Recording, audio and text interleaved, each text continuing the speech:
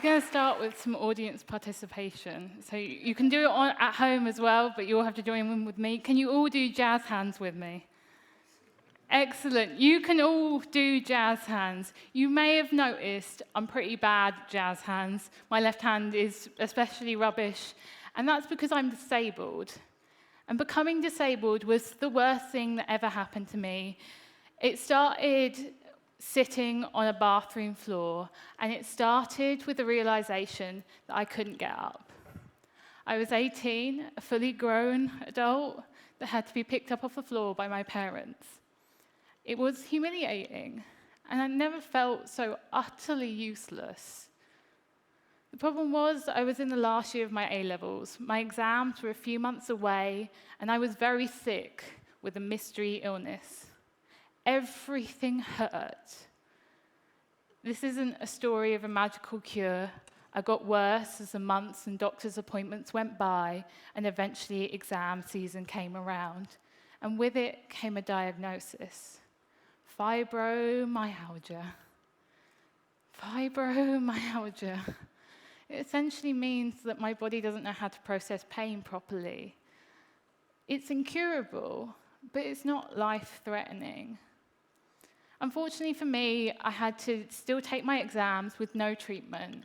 At this point, I could barely write, and I wanted nothing more than to end it. I wanted to die. I owe my life to my family.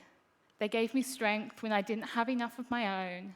They provided me with a lot of love, a lot of cake, and a lot of ibuprofen. And finishing those exams was the proudest moment of my life. The results didn't matter, which isn't to say, I should preface, that they were bad. They weren't. That would be a lie.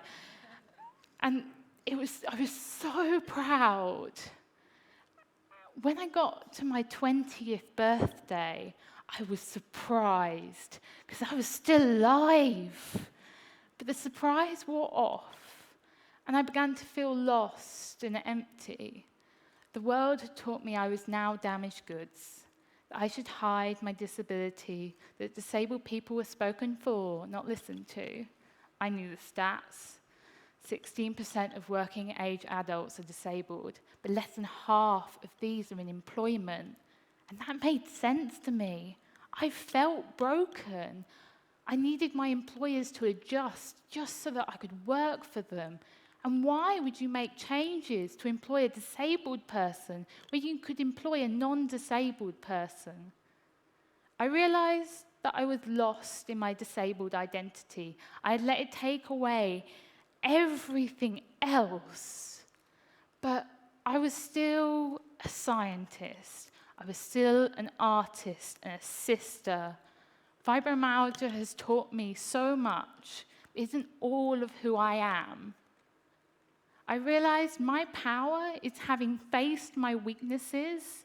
I built resilience, determination, and empathy, which makes me valuable to employers. What I had known about disability was wrong. Disability is unconventional, but it's not necessarily bad.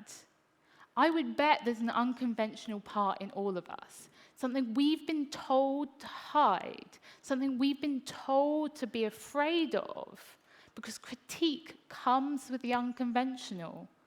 Pink trousers on a TED stage, saying what you really think.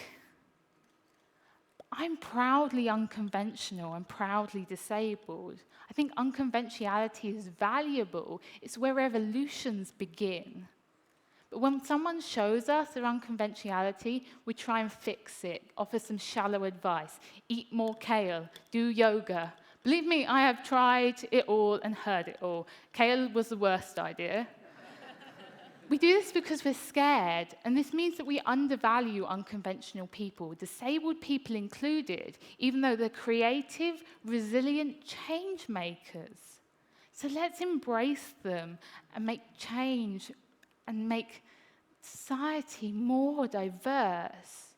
I stand here for the girl on that bathroom floor to tell her that she is not defined by that moment, to remind her that she is valuable and to tell her that she can be successful if she has the audacity and the courage to refuse to hide, to be unashamed, and to embrace who she is, unconventional jazz hands and all, because she deserves to dream.